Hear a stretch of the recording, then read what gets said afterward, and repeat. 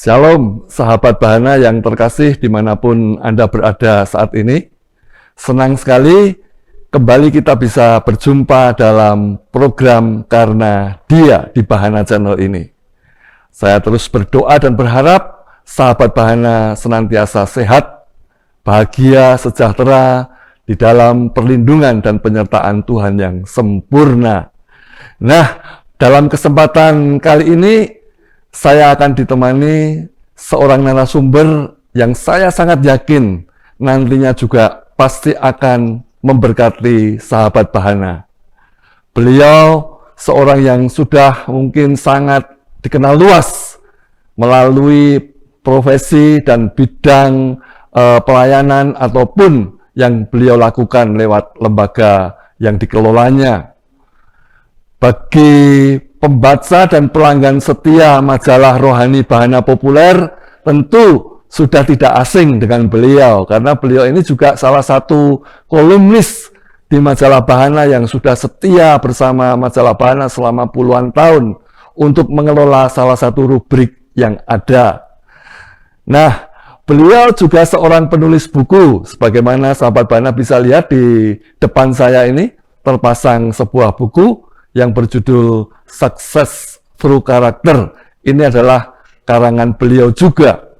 Buku ini bertahun-tahun lamanya sudah menjadi boleh dikatakan pelita suluh dan berkat bagi banyak pembaca yang membeli buku ini. Bertahun-tahun di toko buku Gramedia di seluruh Indonesia, buku ini juga menjadi bestseller. Dan nanti di akhir perbincangan saya dengan beliau, sahabat Bahana yang ingin memesan buku ini nanti bisa langsung memesannya juga.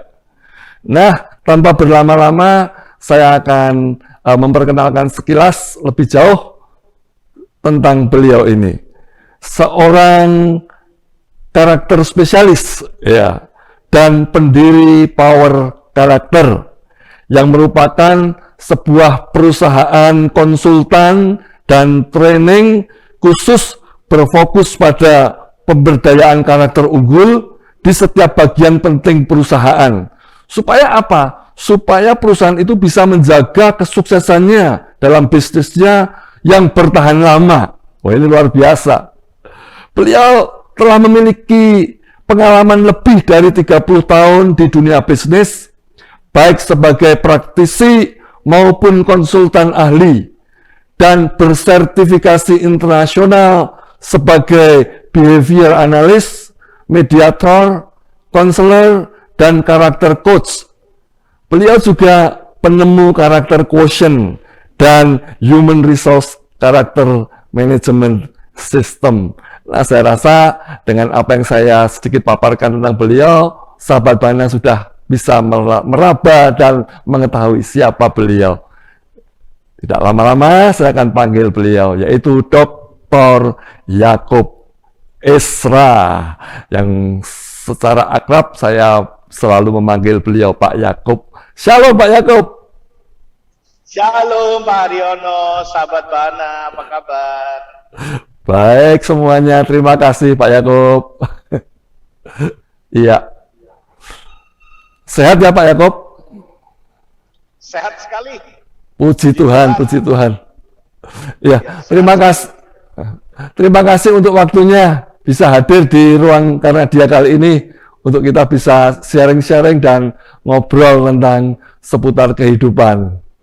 Baik. Siap. Hidup itu memberi terus, memberi berkah. Amin. Memberi sesuatu tiap hari, kasih karunia-Nya baru.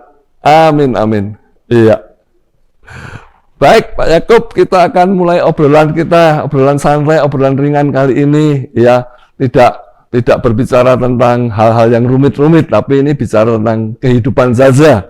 Nah, mungkin untuk mengawali perbincangan ini, Pak Yakub bisa ceritakan sekilas latar belakang keluarga maupun pribadi Pak Yakub, supaya sahabat Bahana dan pemirsa bisa lebih dekat mengenal Pak Yakub. Monggo, silakan Pak. Ya, saya itu tidak pernah mau dilahirkan, tetapi ya karena kehendak Tuhan, ya lahir aja gitu. Ya, dan DNA saya itu udah ada nama, walaupun banyak nama Yakub di dunia ini. Ya, satu-satunya Yakub Esra ya saya ini. Iya. ya. Tahun ini saya 61 ya, dan saya punya satu istri, Ibu Yayu Esra, dia pendiri Wanita Bijak, dan saya sekarang menjadi pembimbing. Tapi banyak menolong pria-pria, orang-orang yang memang membutuhkan destiny dalam hidup mereka. Saya punya anak 3, ya, Glorious Esra, dia bisnis audio sound otomobil, ya. Kemudian yang kedua itu Harmony Esra, dia usia 31 tahun, ya. Tahun ini dia berbisnis test assessment karena beliau psikolog, ya. Dan yang ketiga itu chef, punya usaha kuliner begitu. Dan sekarang saya lagi banyak menolong institusi grade maupun perusahaan-perusahaan yang memang mau bergerak di dalam karakter building, kurang lebih semacam itu. Wow, ya. Baik, terima kasih Pak Yakub untuk perkenalan singkatnya, sehingga sahabat banyak juga lebih kenal Pak Yakub dan keluarga. Nah, tadi Pak Yakub memang sampaikan mungkin satu-satunya Yakub yang ada di dunia ini, meskipun di antara sekian banyak nama Yakub. Memang saya lihat unik ini nama Yakub Esra. Kenapa saya katakan unik? Karena apa sih dasarnya nama Yakub Esra ini menggunakan spelling yang beda dari yang lain. Kalau yang lain biasanya ya YAKUB atau mungkin JACOB. Tapi Pak Yakub Esra ini JAKOEP. Ini saya melihat mungkin satu-satunya nama Yakub dengan spelling seperti ini di dunia. Ini latar belakangnya bagaimana Pak Yakub memakai nama Yakob ini? Nah, ya tadi Pak Yakub bilang bahwa memang sebagai Yakub satu-satunya di dunia di antara sekian ribu atau puluhan ribu nama Yakub yang ada. Ya, saya lihat memang penulisan nama Yakub Esra sendiri itu memang unik, ya, karena dieja dengan huruf JAKOEP. Ya, yang lain biasanya Yakub YAKUB atau JACOB, tapi ini Jakob dengan bisa milih Pak Aryono. Itu kan bapakku sendiri yang ngasih. Oke, dari bapak ya. Iya. Dan ini menjadi Esranya. Kalau Esranya dari Pak Damaris almarhum. Oke. Dari Om Damaris Esranya ya. Wow, luar biasa. Gitu. Ya. Jadi memang Yakub Esra dengan tulisan atau spelling seperti ini memang jadi unik. Tidak ada duanya di dunia ini. Wow, menarik ini. Kalau ngetik di internet langsung keluar namaku. Oke, Pak Yakub. Nah, sekarang kan gini Pak Yakub ya. Orang mengenal Pak Yakub ya seperti hari ini ya sudah seperti ini, seorang analis spesialis karakter, seorang yang bergerak di bidang karakter building. Tapi mungkin banyak di antara sahabat banyak khususnya yang belum tahu tentang keberadaan Pak Yakub yang di masa lalu. Nah, ini mau saya tanyakan, seperti apa sih kondisi atau keadaan yang dialami Pak Yakub semasa kecil dulu? Ini flashback, Pak, sekian puluh tahun silam. Silakan Pak Yakub bisa menceritakan seperti apa kondisi keadaan yang dialami Pak Yakub semasa kecil dulu. Iya, mari Pak. Saya 3 bersaudara, kakak saya beda 5 tahun. Oke. Tapi sudah almarhum, ya, adik saya beda 2 tahun, jadi saya tengah, ya. Dan saya dilahirkan di Surabaya, ayah saya dari Gresik, mama saya dari Lamongan. Jadi tahu campur, tahu tek itu sukaan saya, gitu ya. Dan saya dilahirkan dari keluarga miskin, sehingga saya masih ingat tahu tek itu dibagi 3 itu sama orang tua saya. Dan makanan saya itu kepala udang itu Pak Aryono. Wah, itu kepala udang itu saya dulu tak pikir enak itu, udang asam manis ya, sama nasi panas gitu, sama sambal. Woi, nggak taunya kepala udang sekarang gratis tuh.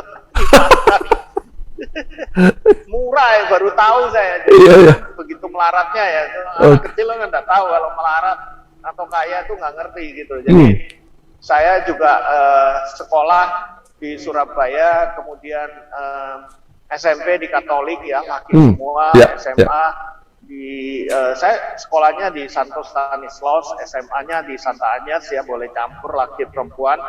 Kemudian S1 saya ngambil di manajemen ya, kemudian ngambil ijazah negaranya di Airlangga, dan kedua saya di mana itu di Filipina, dan S3 saya juga di Filipina. Jadi masa kecilnya itu suka layangan, suka maneker, suka berkelahi, Pak. Saya itu kartika ban apa itu, ban coklat itu ya, hitam lah. Pas remaja itu suka nantangin suwobong banget kan. Badan saya itu 183 tingginya dulu. Wow, oke. Iya. Jadi petenteng begitu ya. Gitu. Iya. Dan kumpulan saya 16 tahun sama orang Madura. Ya.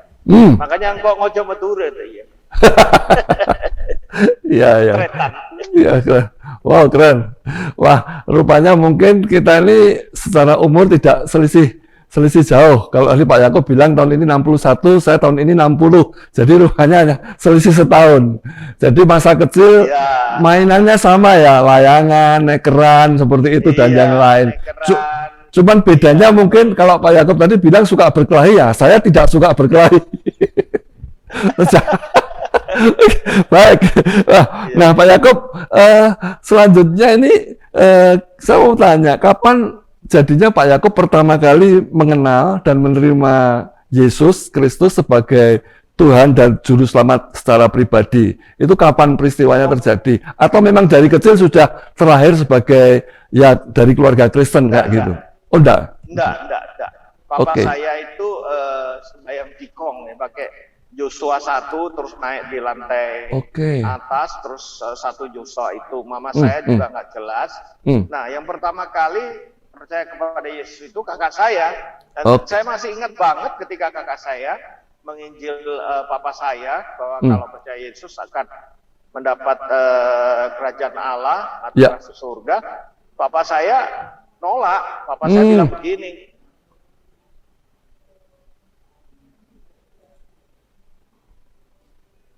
umur 9 tahun waktu itu, saya percaya.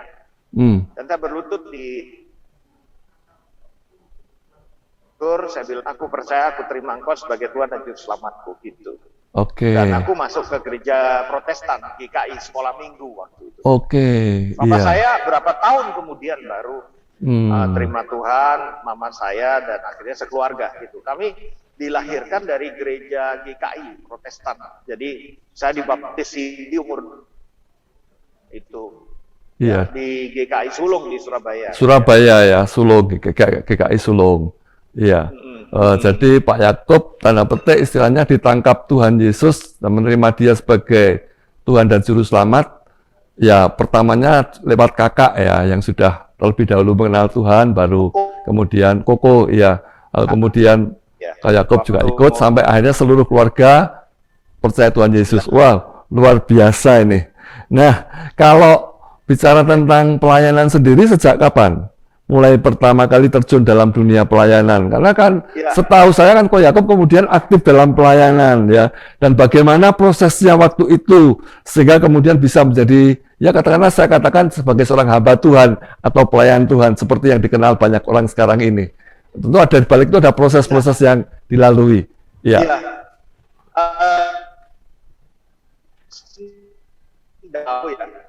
Mungkin hari nanti 3 kali betul-betul udah nyawa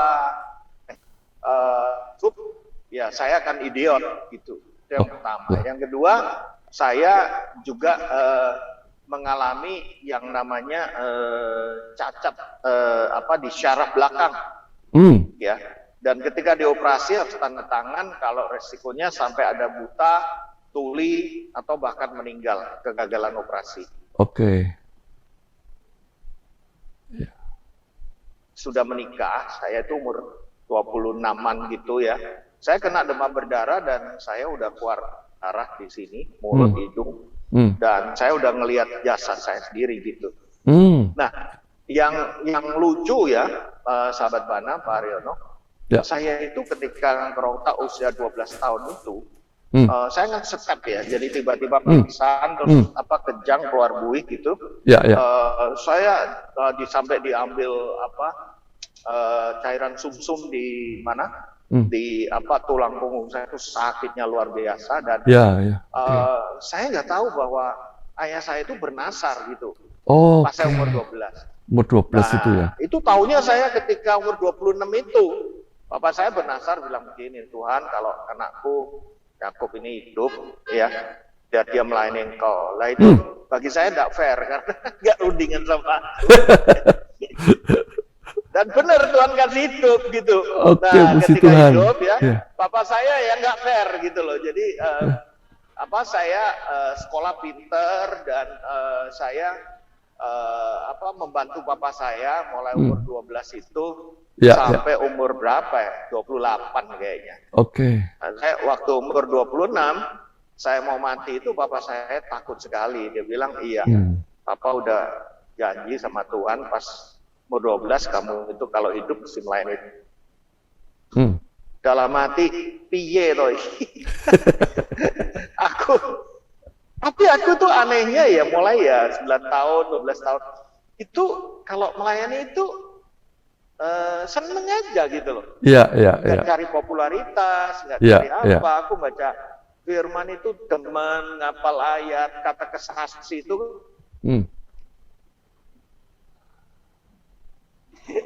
Pokok saya itu dengan Alkitab itu ngotok terus ngikutin pagi. Bahkan saya udah dari kecil udah disuruh khotbah doa pagi. Oke, wow. Ya saya nggak ngerti bahwa itu adalah sebuah tanda ya. Tanda, jadi, ya. Saya sebut tanda Musa dan tanda Yesus gitu. Iya, iya. Karena saya udah 3 kali tuh mau mati. Gitu. Oke, oke. Ya sampai sekarang sih saya demen aja ya. Sebuah sukacita bisa melayani jiwa-jiwa begitu. Amin, amin. Nah, sebelum terpanggil menjadi pelayan Tuhan seperti itu, sebenarnya dulunya atau tadinya impian atau cita-cita Pak Yakub itu mau pengen jadi apa ini? Sebelum akhirnya tanda petik terpanggil untuk melayani. Iya. Iya. Waktu kecil itu kalau aku dibelikan mainan, Oke. selalu tak bongkar. Jadi mainan itu cuma tahan 1 jam. Habis itu papa saya tidak lihat mobil-mobilan atau apapun tak bongkar bredel-del tidak bisa balik lagi. Jadi saya itu senang utak-utak. Utek-utek ya, iya, iya, oke. Iya, pengen tahu ini dari mana dan akhirnya saya minta disekolahkan elektro. Ya. Oh iya. Elektro yang arus lemah dan saya daftar di Satya Wacana waktu itu. Iya. Ya. Diterima tapi pas-pasan gitu loh. Jadi nilainya nggak terlalu bagus sehingga nggak dapat beasiswa. Dan tahun berapa itu ya? Tahun 70-an sudah suruh bayar 3,5 juta itu makanya papa saya jumbul ya.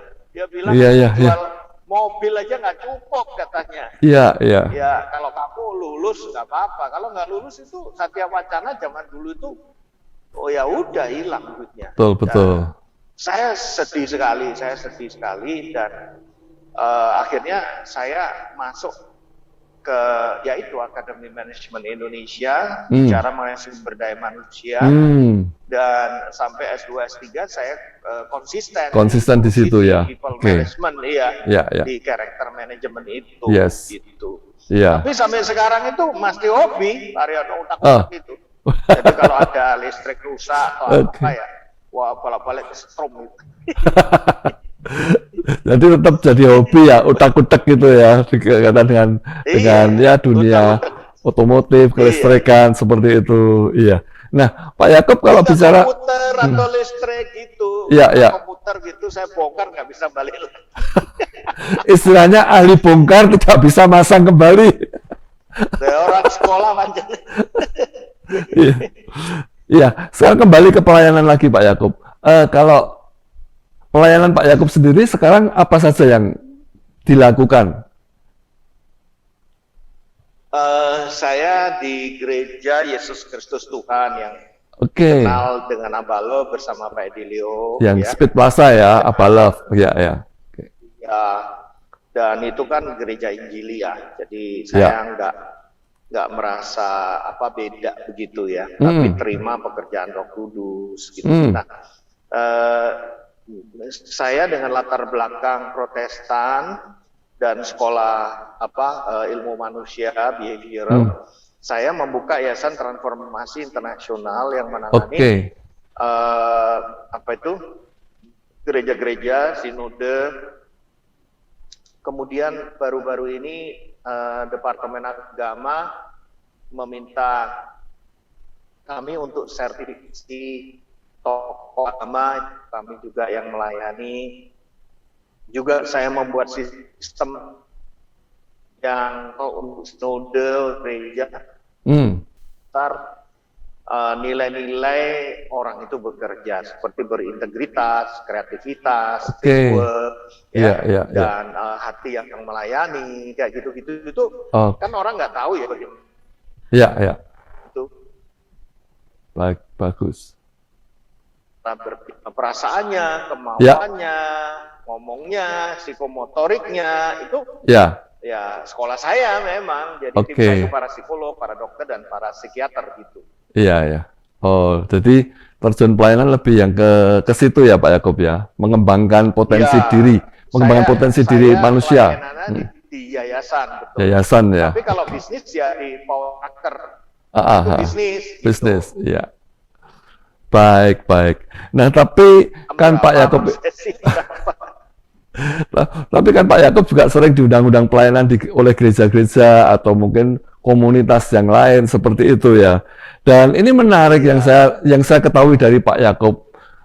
Kenapa saya katakan menarik? Karena begini, kan di 1 Korintus pasal 9 ayat 13-14 di situ ditulis bahwa mereka yang melayani dalam tempat kudus itu mendapat penghidupannya juga dari tempat kudus itu, ya. Dan bahwa mereka yang melayani mezbah mendapat bahagian mereka dari mezbah itu.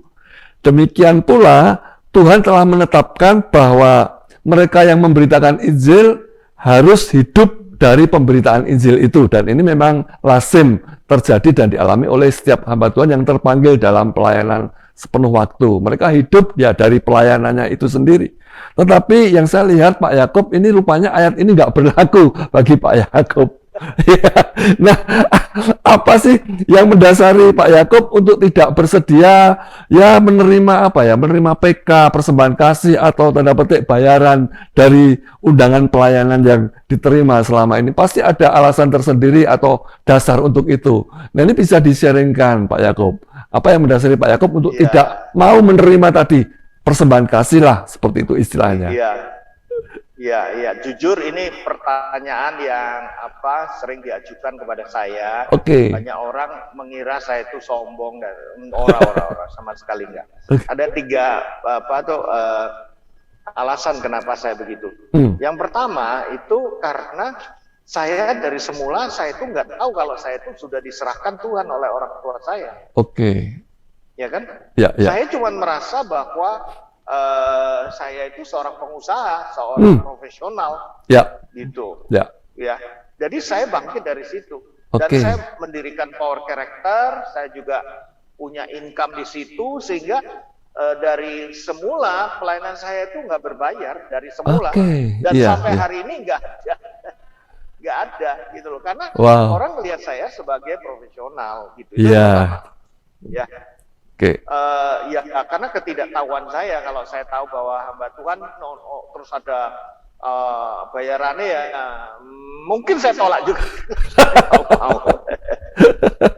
Aku nggak merasa layak gitu loh terima. Aku kepingin alasan kedua itu hidup hybrid aja. Hybrid itu aku kerja, aku menghidupi sendiri karena aku pelajari mulai dari kecil. Itu kan Rasul Paulus juga hidupnya dari tent maker ministry. Betul, tent maker, iya. Dan saya pelajari walaupun dia itu layak menerima dari Roma, Korintus, tapi dia bahkan ngambil itu untuk pelayanan di Galatia dan Efesus, Kolose. Persis. Gitu. Ya, saya melihat gitu, wah aku demen yang model begini, walaupun di Korintus itu ada ayat gitu. Aku itu kan pilihan ya. Betul. Karena Pak Ariano. Jadi aku pingin memberi aja gitu loh. Dan aku selalu bilang, kalau kamu nggak punya iman, jangan nekat kayak aku. Gitu. Nah itu kedua. Yang ketiga, aku tuh ngalami loh, yang namanya diberkati oleh Tuhan. Itu lebih gede daripada gereja kayak PK. Amin. Iya. Iya toh. Iya. Dasarnya Matius 6:33 itu, carilah dahulu kerajaan Allah, semua ditambahin. Loh, PK mohon maaf kalau aku kayak S3 ini minim itu nauti opo ya. Nah, 2,5 gitu karena lihat doktorku dan opo. Iya. Tapi itu kan aku masukkan yayasan. Ya kan? Masukkan yayasan. Dan aku enggak terima. Tapi Tuhan itu bisa memberi aku 10 kali lipat, 12 kali lipat. Bahkan dari klien-klien di Power Character itu ya sudah yang disebutkan firman 60 kali lipat, 100 kali lipat. Jadi ya otak bisnisku tuh juga bilang enak dibayar karo Tuhan daripada karo gereja. Wah, luar biasa. Wah, mungkin yang ketiga ini roco hitung-hitungan ya, tapi aku ngalami hidup dengan iman bagaimana Tuhan memelihara aku. Amin. 2 tahun ini perusahaanku itu ambruk loh. 2 tahun ini kan pandemi toh. Iya kan? Gitu. Dari karyawan 42 tinggal cuma 9 orang, dari karyawan 22 jadi 2 orang, ya 2 perusahaan. Tapi Tuhan pelihara gitu loh. Amin. Nggak berkekurangan, tapi itu berkecukupan, nggak sampai piye-piye gitu. Iya. Wow. Amazing dan interesting ini prinsipnya Pak Yakub. Kenapa untuk pelayanan sama sekali itu sebuah pengabdian murni seperti itu ya kira-kira. Jadi tidak mengharapkan. Aku rasa begitu loh.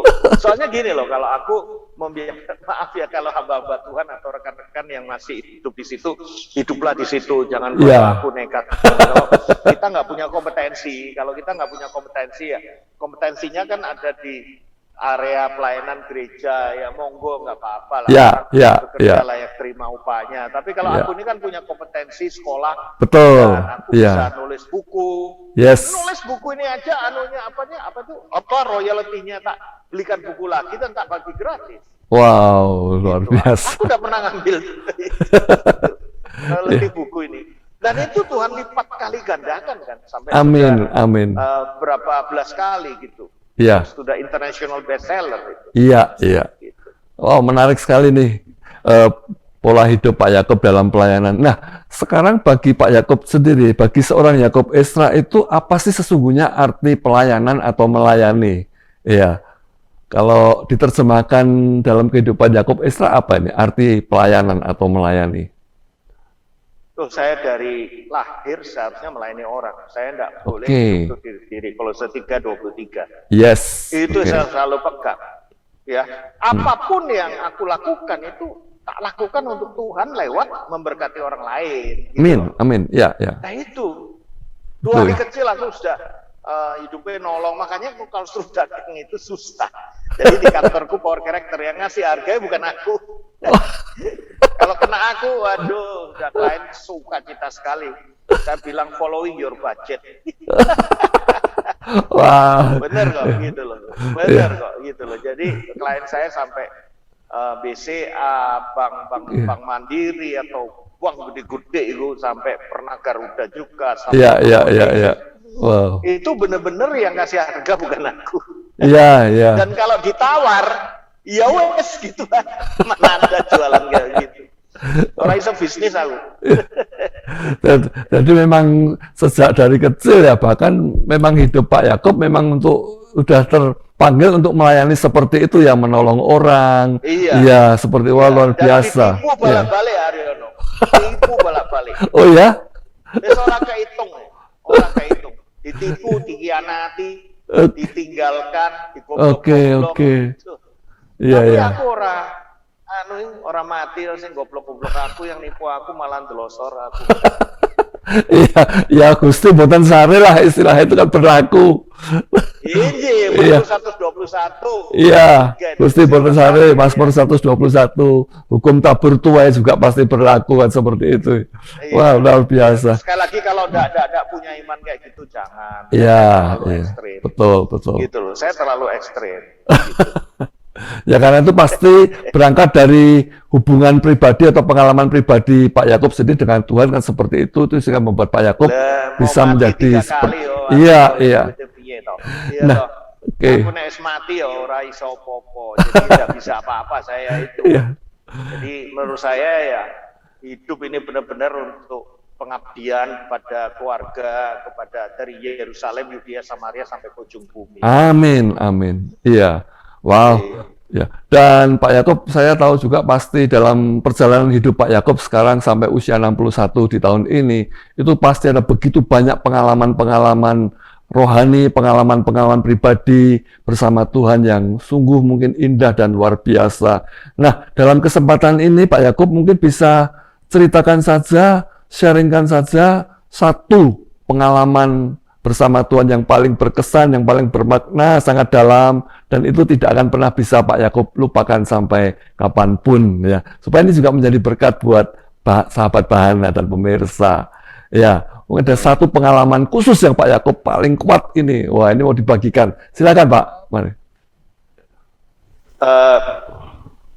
Saya minta izin dulu, minta maaf dulu kalau pernyataan saya itu nggak berkenan, nggak menyenangkan.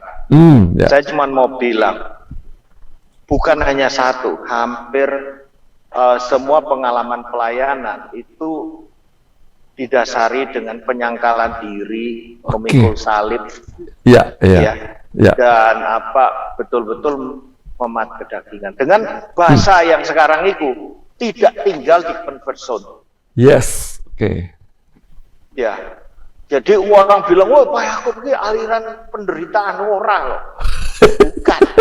Tapi hidupku panjangnya susah terus dalam arti bukan karena kesalahanku loh. Kesalahan orang lain. Iya. Nah, kalau diminta 3 tahun yang lalu, saya kehilangan cucu saya. Itu yang paling, luar biasa. Cucu yang sudah aku doakan, nyanyiin tiap hari, ya cucu ya. Iya. Dari anak pertama gitu. Lahir lucu ya, 100 hari meninggal karena kelep jantung yang darah kotor masuk ke darah bersih, jadi sering biru gitu. Aduh. Ya. Dan itu meninggalnya menjelang operasi. Jadi saya seperti mengalami ujian Daniel masuk gua singa, Sadrak Mesa Abednego masuk di api, tapi dalam bentuk yang lain. Kenapa? Nah, aku ini mendoakan orang sembuh. Ya. Aku konseling orang pulih. Nah, tapi kok Tuhan izinkan kayak ngece-ngece gitu istilahku ya. Tak kasih 100, tak ambil piye responmu gitu. Nah,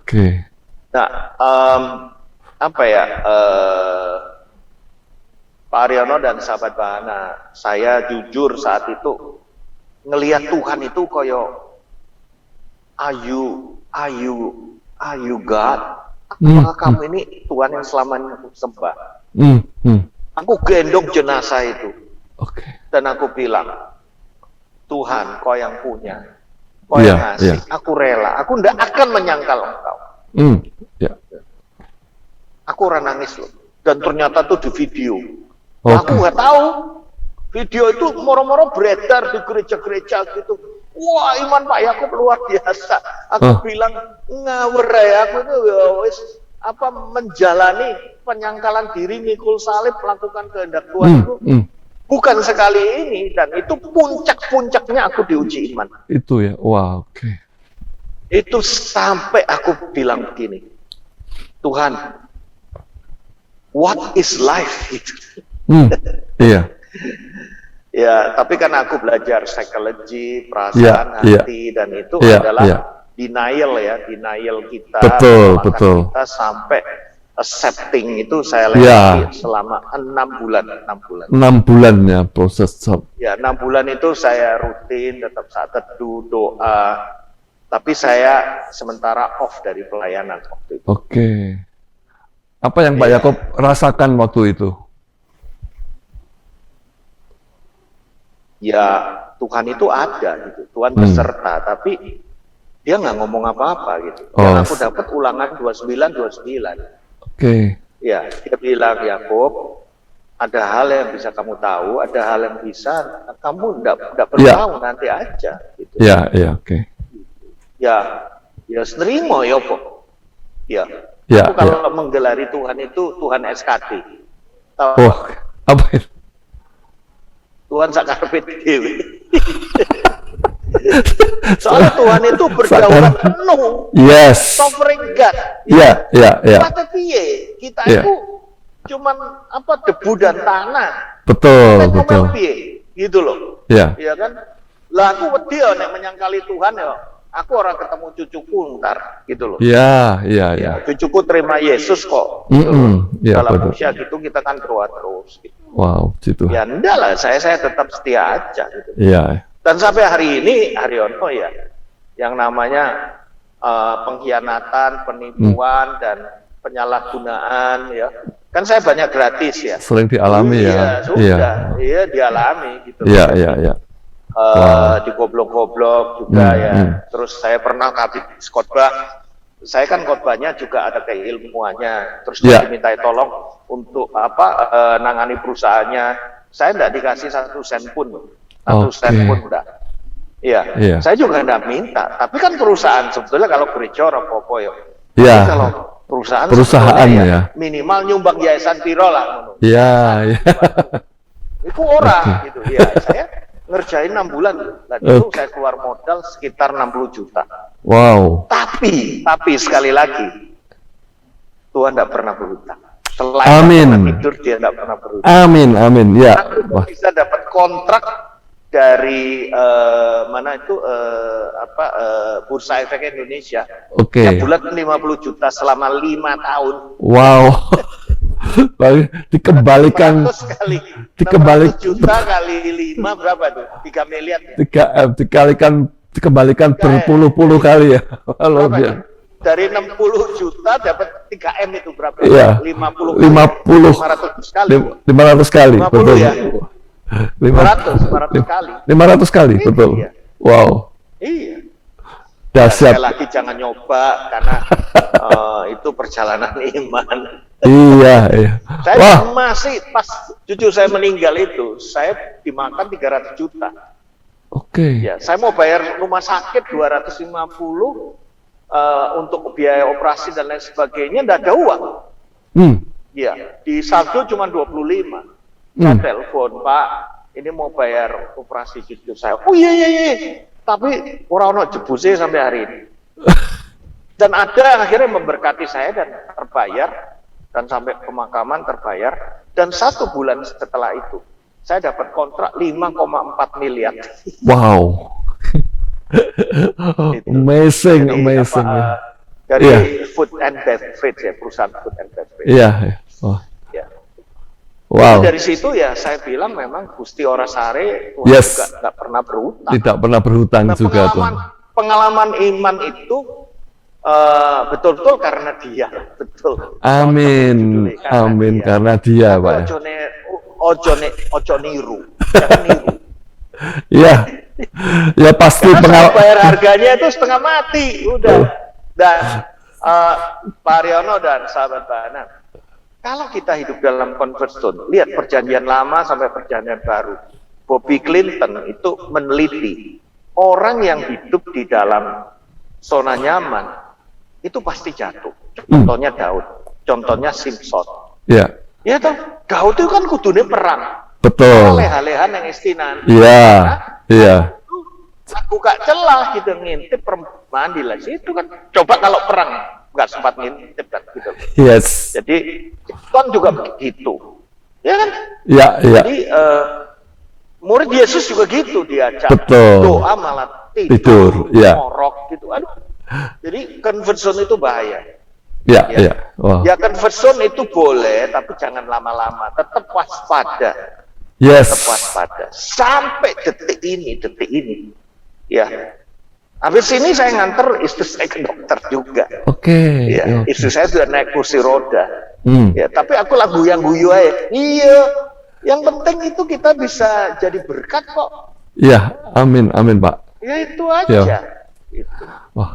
Wow. Terima kasih Pak Yakub untuk waktu dan sharingnya di tengah kesibukan yang luar biasa.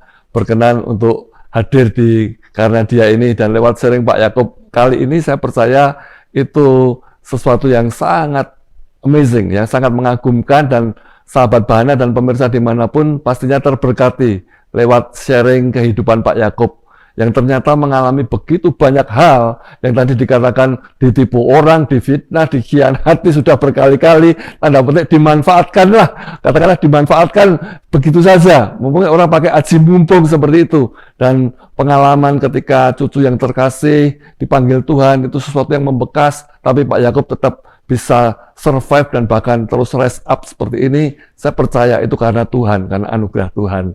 Ya. Nah, Pak Yakub, saya berharap ada sambungan dari sesi ini tentunya, karena masih banyak hal yang ingin saya gali dari Pak Yakub, tapi mungkin karena timing ya, Boleh. yang kali ini terbatas, nanti kita agendakan lagi untuk kesempatan yang akan datang kita bisa sambung. Iya. Namun sebelum kita akhiri perbincangan kali ini, Pak, apa sih yang sebenarnya ingin Pak Yakub lakukan ini sekarang di waktu-waktu yang akan datang? Setelah melewati masa pandemi yang 2 tahun lebih ya, lebih kurang 2 tahun ini, kita tahu semua kita berada dalam masa yang sulit, dan Pak Yakub mungkin banyak hal yang Tuhan bicara atau Tuhan nyatakan. Lalu apa yang akan Pak Yakub ya ingin kerjakan di masa yang akan datang, di tahun-tahun berikut ini? Ya mungkin ini sesuatu yang bisa dibagikan juga, Pak. Silakan Pak Yakub. Saya selalu hidup dalam Efesus 2 ayat 10. Oke. Kita buatan Allah ciptakan dalam Kristus Yesus untuk melakukan pekerjaan baik Yes, yang amin. sudah dipersiapkan Allah Ya. sebelum kita ada. Aku tahu yang tahu umurku itu berapa ya, Tuhan Yesus ya, Ya. Bapak ya. Ya. Jadi aku tuh nggak pernah promosi kalau aku ini bisa itu. Dari pengalaman aku mulai sekolah atau apa, ya itu selalu ada pekerjaan baik yang bisa aku lakukan. Pekerjaan Amin. baik itu agathos, yang berasal dari talenta yang ada dalam diriku. Iya. Dan dari awal kan aku bilang, aku kerja nggak cari uang. Iya. Kerja itu untuk menolong orang lain, Yes. dan kalau orang lain puas, ya uang itu dampak gitu loh. Amin. Ya, bukan Amin. tujuan itu. Nah, saya sekarang lagi mempraktekkan hidup untuk sehari, Pak Aryono dan sahabat. Oke.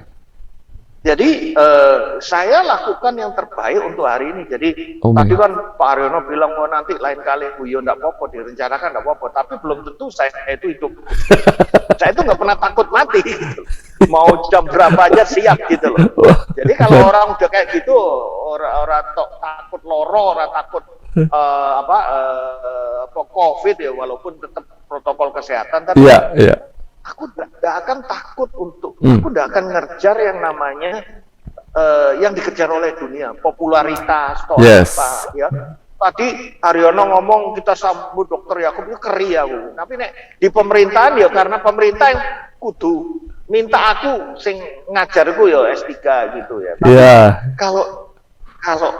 kalau kedepannya itu aku mau jadi orang biasa, jadi buatore Tuhan, abdi dalam, jadi hambanya Tuhan, wis ngono ae. Wah. Aku tinggal tunggu perintah Tuhan, tunggu perintah aja. Gitu. Amin. Mau ke Mesir, monggo. Mau ke Nigeria, monggo. Mau ke Afrika. Misalnya Tuhan bilang ke Ukraine, aku budal. Wow. Siapa mah? Iya. Wah, luar biasa. Jadi ke depan hanya melakukan apa yang Sang Tuhan, Sang Komandan perintahkan, instruksikan. Oh, Apapun iya, aku ini itu cuma dilakukan. Tuhan kok. Iya. Serius loh, serius. Amin, amin. Wah, ini sebuah prinsip kehidupan yang luar biasa dari seorang Yakub Ezra ini ternyata. Di balik yang selama ini dikenal orang sebagai seorang ya spesialis karakter, ternyata seorang hamba Tuhan yang betul-betul all out untuk hanya melakukan apa yang Tuhan kurios Tuhan kehendaki dalam hidupnya. Oh, terima kasih Pak Yakub. Nah, satu hal lagi Pak Yakub. Sebentar, ada satu hal lagi, mungkin nilai-nilai seperti apa sih yang dipegang, dihidupi Yakub Ezra sampai hari ini? Ini mungkin bisa di-sharingkan juga kepada sahabat Bahana. Nilai-nilai yang dikenal, yang diyakini, kemudian dipegang, dihidupi Pak Yakub sampai sekarang ini. Ada 3, itu Oke. yang saya hidupi bersama keluarga dan pelayanan. Iya. Pertama, keterbukaan. Jangan menyembunyikan segala sesuatu. Lukas 12 ayat 2. Kowe menyembunyikan sesuatu pasti kebuka gitu loh. Iya. Jadi hidup kita ini yang transparan aja gitu loh. Keterbukaan. Ya. Oke.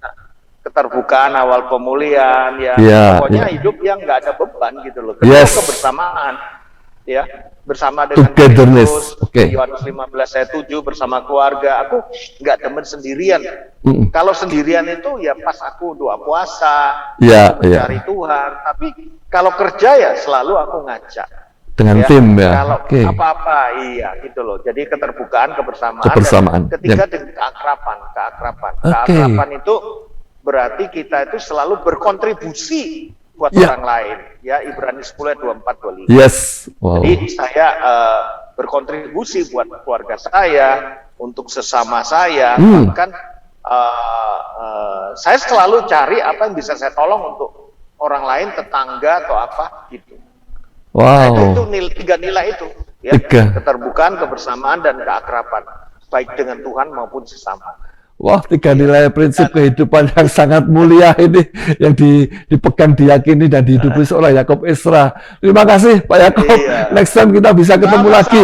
Tapi mungkin sebelum tutup ini, Pak Yakob ada satu closing statement untuk kali ini yang disampaikan kepada sahabat Bahana, ataupun siapapun hamba Tuhan atau keluarga-keluarga dimanapun yang menyaksikan sharing Pak Yakob. Silakan Pak, mungkin ada pesan penutup untuk kali ini. Silakan. Jangan coba-coba untuk hidup untuk kepentingan diri sendiri. Amin. Selalu bagikan hidup itu kepada sesama sebagai bentuk mengasihi Tuhan.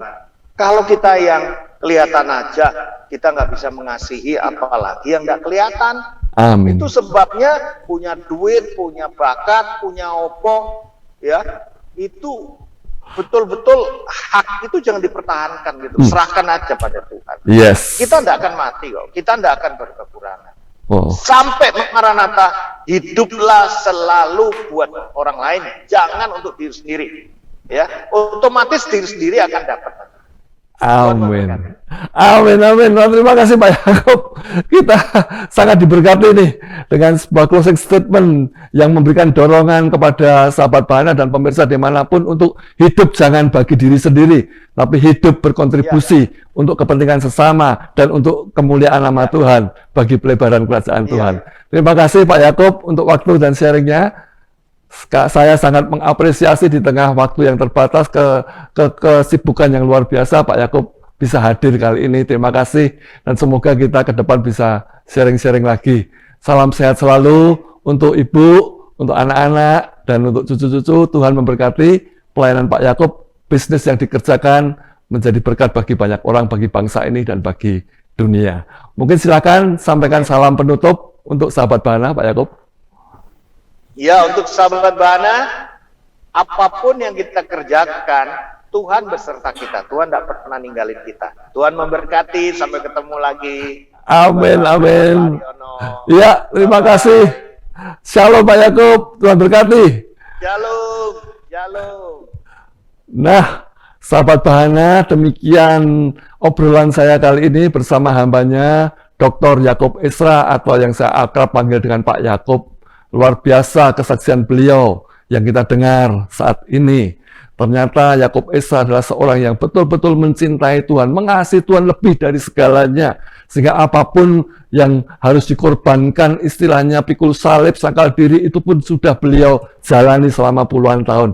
Dan itu kita tidak heran kalau Tuhan, Bapa Surgawi, memuliakan, mengangkat hambanya sedemikian rupa. Kerugian secara manusia dialami, nggak masalah, tetapi dikembalikan berlipat-lipat kali ganda oleh Bapa Surgawi, Sang pemilik kehidupan yang Maha Kuasa. Bahkan dikembalikannya bukannya 1-2 kali lipat, tapi bahkan berpuluh, beratus-ratus kali. Luar biasa bukan? Nah, kita bisa belajar dari seorang Yakob Esra. Hidup bukan untuk diri sendiri, hidup untuk melayani Tuhan, dan hidup untuk berkontribusi, berguna bagi sesama di sekitar kita, keluarga, teman-teman, lingkungan, dimanapun Tuhan percayakan kepada kita. Kita bisa belajar banyak dari seorang Yakob Esra kali ini. Kiranya sharing ini bisa memberkati, dan bagi sahabat Bahana, seperti di awal tadi saya katakan, Pak Yakob ini menulis sebuah buku, yakni Success Through Character. Buku ini sudah memberkati begitu banyak orang dimanapun, ya. Mungkin sekarang agak sulit ditemukan di toko-toko buku karena kondisi setelah pandemi ini banyak toko-toko buku mengalami kelesuan juga. sehingga buku-buku itu banyak agak sulit didapatkannya. Namun bagi sahabat Bahana bisa mendapatkan buku ini secara langsung. Nanti saya akan sampaikan kepada siapa buku ini bisa didapatkan. Buku ini berisi tentang The Foundation of Success, fondasi untuk sukses, dasar-dasar untuk bisa sukses. Kemudian how to be success, bagaimana kita bisa menjadi pribadi orang yang berhasil, seperti itu. Kemudian the barriers of success, mungkin ada halangan-halangan, hambatan-hambatan untuk sebuah keberhasilan. Tapi di buku ini disingkapkan bagaimana cara mengatasi hambatan untuk mencapai keberhasilan.